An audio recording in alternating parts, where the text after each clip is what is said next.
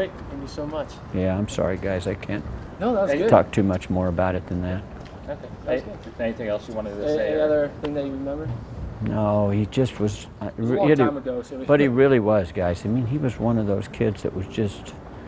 He'd walk right by you, and he wanted to know what you thought about things, and he was a pleasant young guy. And how he got off to the on a bad side, I just don't know how that happens. You know, I know he come up through bad neighborhoods and bad home life, and I knew all of that, but it looked to me like he was going to be okay. I don't know what got him going backwards. It's really too bad, because I've heard a lot of really bad things, and I hope they aren't true, but I don't know. But I hadn't thought about Obie in probably 10 years, you know. We lost one. Yeah. We really did. We lost one that might have been really good for this country. You know?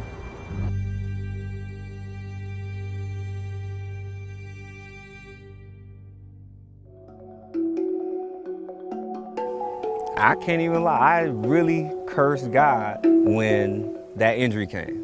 80% of the blame is me for not listening, because you always get the signs. The signs are always there. Back up. But you have one person saying, take some time off, back up. And you got 20 people saying, hey, let's go get it. Because James said, you shouldn't have run. And he's right. He shouldn't have been at Penn. Shouldn't have been there. Should not have run at Penn. Got some strong feelings about that. A lot of people do, because they want to see it and they enjoyed seeing it. Now, the egotistical aspect of me is I need my glory. Going to Penn, getting that flag again, that feels good. So I want to feel good. Once I felt that, I should have took 3 months off, but I kept running on it, and I was a fool for that. But I was around fools. I don't care how good you are, how good you think you can be, how talented you are, you can be destroyed by being around the wrong people and not getting the proper guidance. Once I got to Muir, we had real gangbangers on our team. We had people getting shot, people shooting people, people going on the run. We had some coaches that was involved with gangbanging. I never got initiated in the gang. When I got to Muir, I got initiated to a pretty boy clique called the 8 Mob. You know, we dressed nice, wore polo shirts, but you guilty by association. So we're in beautiful Santa Monica. We're headed to the Dragon Herbs, where I pick up a lot of herbs for my clients and myself. This is one of the best herbalists on the planet, named Ron Teagarden. The name of the store is Dragon Herbs.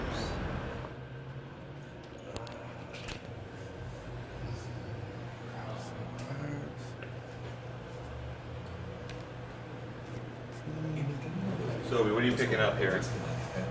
Just some typical herbs that I take for energy and muscle mass, and I usually get something for sleeping, some ginseng, some deer antler. Deer antler? Yeah, I love deer antler. It gives you a lot of energy. You want to rejuvenate your track career with some? No, just energy, because I work with a lot of children and I be running around, and I have a daughter, so I try to keep my energy high so I can function. Get the goji berries, put it in my cereal, get the longevity tea, and I'm good to go. Is that it for you? That's it.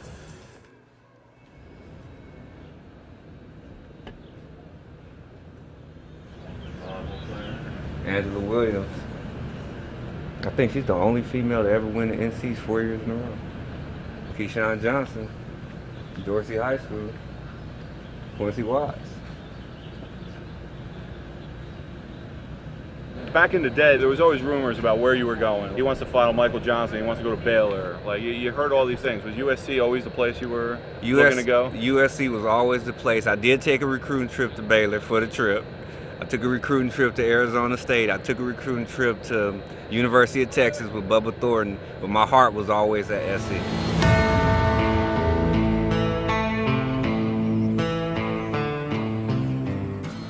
Well, I was already a sophomore, junior at Baylor when I heard about Obea Moore. Said it's a great 400-meter runner in California, and Coach Hart was kind of foaming at the mouth to try to recruit him. And we were kind of blessed to just get him in for a visit, and he came in for a visit, and I was actually his host. Showed him around Waco, and he really liked Waco, the small setting. And I remember him going to a Long John Silver's. We were going to grab some dinner, and we went there, and he was able to make a phone call to his mom and say, "Hey, Mom, I think I might come to Baylor." After his visit, he decided not to come, but he didn't say he was going to any school. He just said he decided not to come to Texas. He wasn't going to go to Texas. He wanted to stay in California. And that was the last time we heard anything of him. In recruiting Obea, what was he missing? The academics, as far as on the track and what he did at a young age, was as good as anybody. But you got to have all the pieces. Michael Johnson had all the pieces, and that's the reason he holds the world record. Obea had most of the pieces, but he didn't have all of them. When he didn't get in USC, it was very traumatic for Obea. At first, he believed that he had scored high enough on the ACT test, which was 17. They told him he needed 17. When he scored 17, he was calling everybody. He was happy, joyous, jumping up and down. You know, I made it. And then they told him he needed 17 and a half. Now this is the last nail in the coffin, because if I wasn't focused so much on hanging out, having girlfriends, going to the parties, and focused just 10% more on my grades, my grade point average would have been high enough where I would have been at SC. You know, just a little more effort, my life could have been totally different. I could have been on a world record team at SC. You know, they had Felix Sanchez, Jerome Young, Vince Williams. You know, we would have had a monster squad. And it's embarrassing to me to go to a junior college being the biggest track and field athlete recruited on the planet. To go to PCC, hey, I'm the world champion. You know, I'm on the road to the Olympics. I'm on the road to breaking the world record. I was like, man, I don't want to be here. And then the same thing when I got to Long Beach City College the next semester. I didn't want to be there. I just dropped out. Going to track meets, like, man, what school you at? Oh, I'm at Long Beach. Why you ain't at SC, man? Stop asking me all those questions. So I stopped going to track meets. And then that summer, when my mom kicked me out the house for getting the car shot up, that's when I just fell off. I had $10,000 saved, and I had me a Beretta 9mm, called my boy Marcus Hollowell, moved in with him over at SC, and it was like I was going to SC. And we had a ball. We had a ball that summer. Yeah, 98 summer was a whole lot of fun. After that summer, I had to get out of town. My mom was like, if you don't get away, you're gonna get killed. I'm like, man, I'm good, I can get killed anywhere. So I didn't really want to go to Atlanta. The first week I got there, I fought just to fight. And my personality is I'm gonna be good at something. So if I can't exude my testosterone in track, I'm gonna get it out some way. So for that year and a half, I started fighting a lot, started doing a lot of dumb stuff. I wasn't focused on track, I wasn't focused on school. You know, I was focused on trying to figure out who I was. The second fight I got into, it was with somebody that was on the board member of some big investor of Morehouse. I beat him up, he tell his mommy pulled some strings, get me kicked out. So I come back home.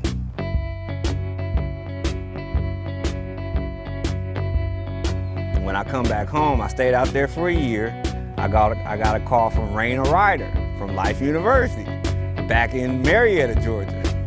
So I take another semester where I'm here for another semester just having fun, rolling around, not training.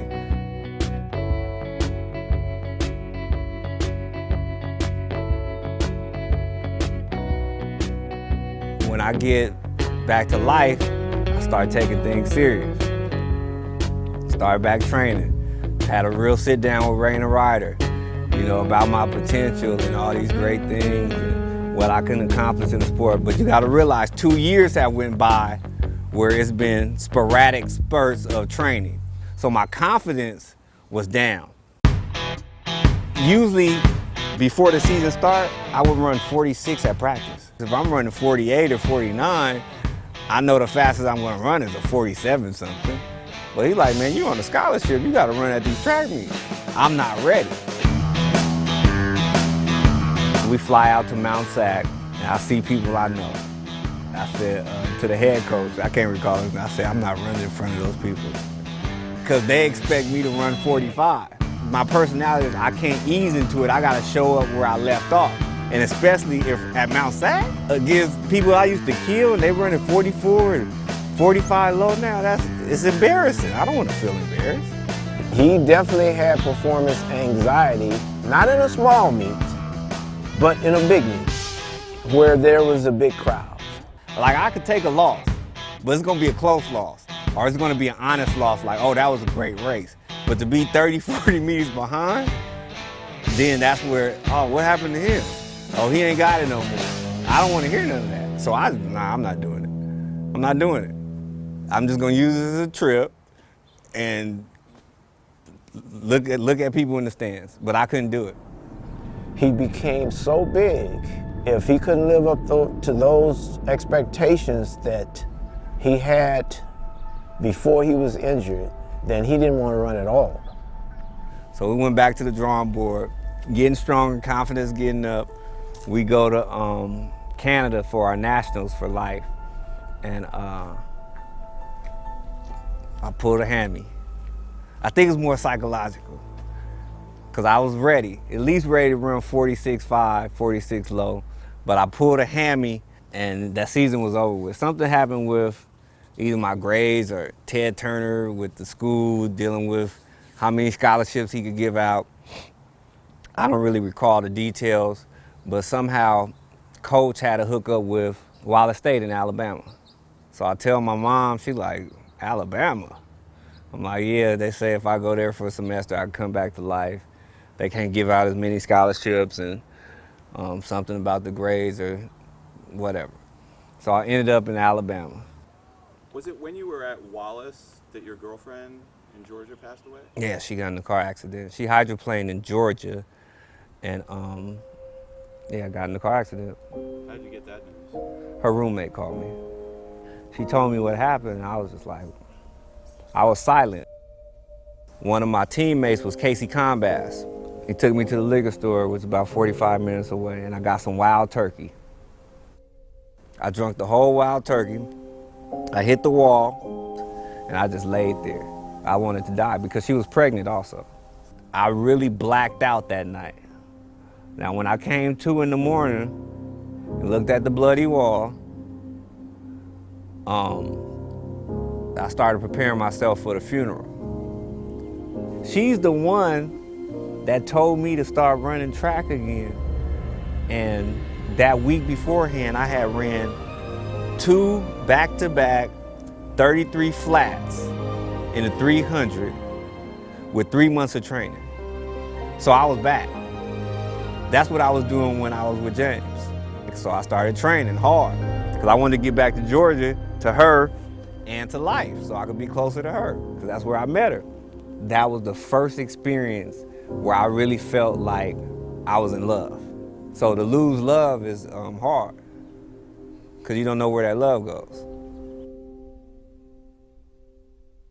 After the funeral, you know, I wanted to get out of Alabama and get back home and get to training.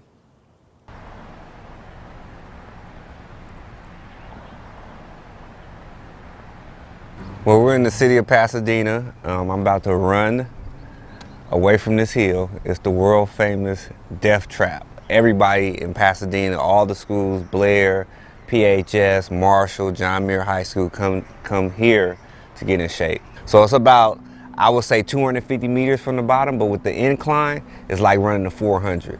We call it the hill.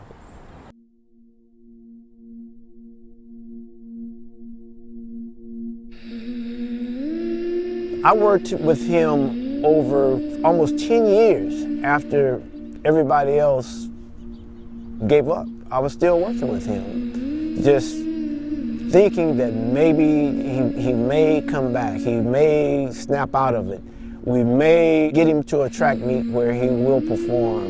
It may happen. I worked with him all those years for free. I wasn't charging him a dime. It was all for free because I knew the ability was still there. The practices were great.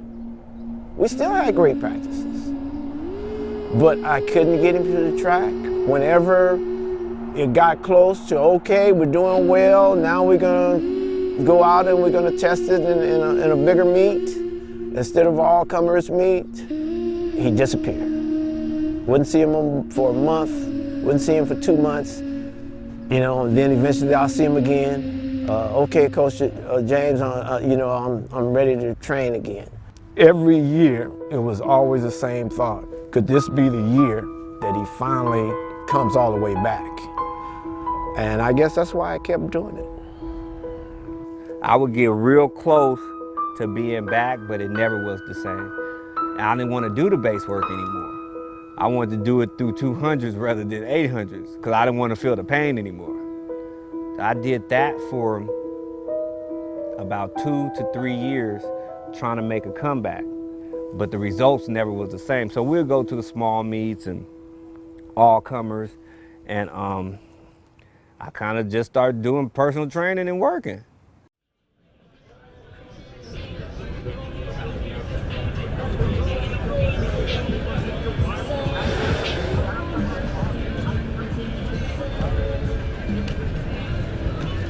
Nothing, I give it to you. Why you are always talking about the crowd?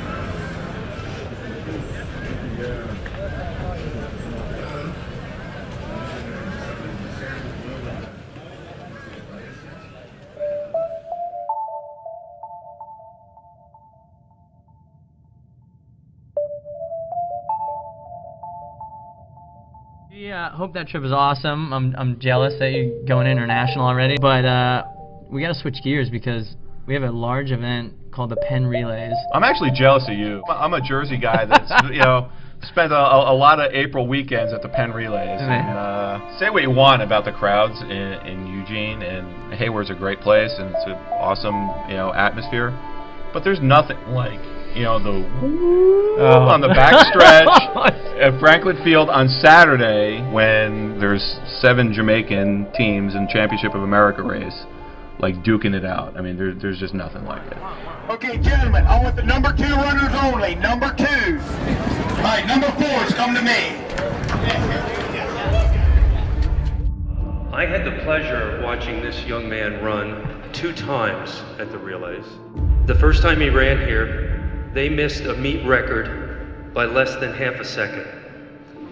They came back strong the next year in 1997 and ran 3:08.72. A record that lasts to this day. That carnival record was highlighted by this gentleman's final split, a 45.08, and that equaled the fastest high school lead ever run at the relays. I'd like for you to all welcome Obea Moore. All right, we're down on the infield with one of the all-time high school greats, Obea Moore, who 18 years ago set this track on fire with his team, John Muir. 3:08, the record in that 4x4. Obea, welcome back, and how you doing? I'm on top of the world. It's a pleasure to be here, and I'm ready to see this record go down after 19 years. High school boys 4x4 Championship of America. Watch out for Calabar in the green. They've run 3:06 this year. They are on the verge of possibly breaking our 18-year-old record by John Muir. Could he watch his own record go down? They're off. The team from Virginia leading early on. USA versus Jamaica right now. To the front, an aggressive move out of St. Elizabeth. Wow. Calabar's leg here on the outside, moving up. That boy trying to roll. He gonna die though. Anchor legs are off. It is loud in this stadium. The Jamaicans are on their feet. This is a de facto Jamaican championship here in Philadelphia. Calabar with a 10-meter gap on the field. It's Calabar, Jamaica College, 1-2, and coming down the final 80 meters, Calabar looks like they're comfortable with the lead to hold on to this thing to win the championship. How fast?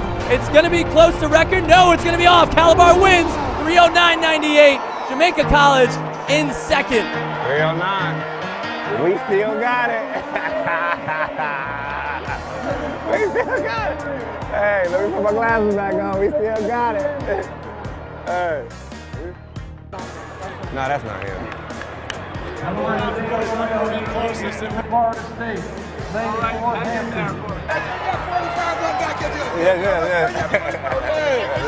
You came in here and hit this joint up 2 years in a row, damn York.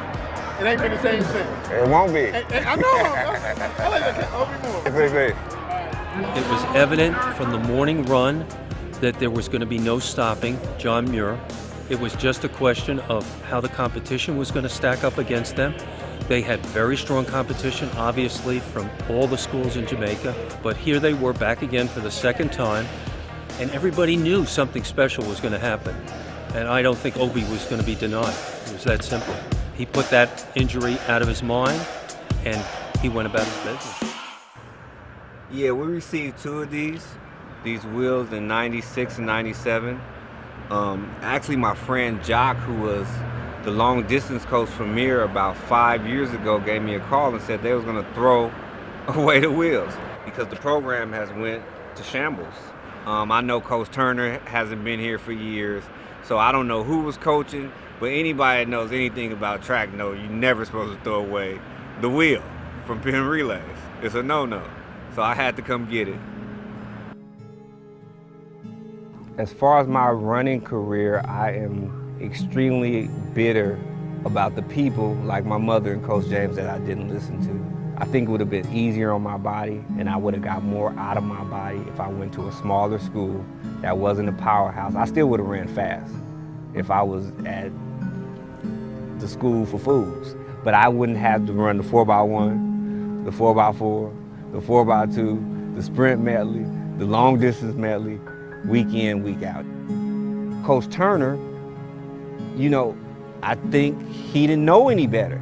If you have a diamond and you don't know it's a diamond, what you gonna do with it? He only knew what he knew. Put him in the dual meet. Just run him to death. He shouldn't be put in situations where he has to run people down to win a relay at Arcadia. Is Arcadia bigger than the Olympics? Why not sacrifice that energy for something that's big? He doesn't need to run, but you know, that's how it is.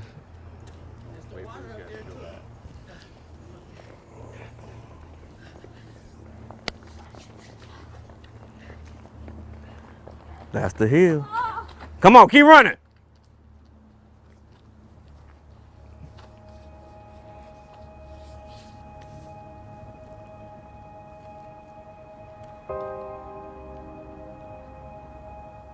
Well, one thing about track and field,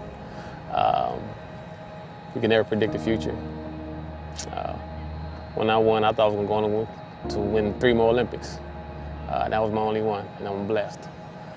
Obie, if we would have had a healthy Obie, looking at the world record, looking at a guy probably could have changed the makeup of track and field, and maybe we could have saw Juan Terreno double again, 8-4. But I think Obie would have been no less than a 2-time gold medalist. Olympic gold, absolutely. Olympic gold, absolutely. 43 flat or better. His lack of fear once he got in the shape that he knew he could be in, I think that you would have seen something that would have been unbelievable. 1927 up to 1977, when you thought about Pasadena and track and field, Sanford was the name. Sanford and Pasadena, they were synonymous. But when you got to Obie's year, from the 90s to today, we don't talk about Sanford that much anymore. When we talk about Pasadena, we're talking about Obea Moore. That says something about that guy. That says a lot, especially here in this valley where there's tons of athletes, not just in Pasadena, but all throughout the San Gabriel Valley. So, again, Obea Moore is a unique one.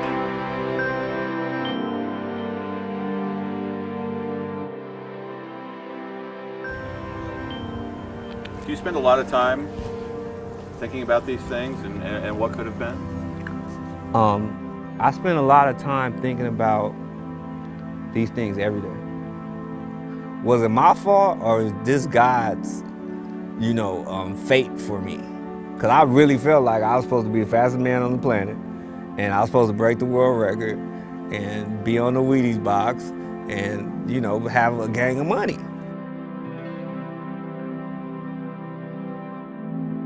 Obea Moore will be a living legend as a story. But I'm a chef. I like cooking now. I like simple things. I like to hike. I like to go to the beach. I'm not competitive. I don't want to fight. I'd rather walk away. I like simple things. I don't want to be competitive because you can't compete. I had to come to that realization that you can't compete. So the Obea Moore brand is for the past, almost like putting something on the wall to say, okay, this is a Mona Lisa. This is something that's ancient. It's over. And I realized that it's over. But for the next generation or for the generation that's in the now, they could go back and either emulate and see, dang, this is what he did. Let me see if I can outdo him, or take pieces of him and add it onto myself. But the Obea Moore that you're talking about is dead.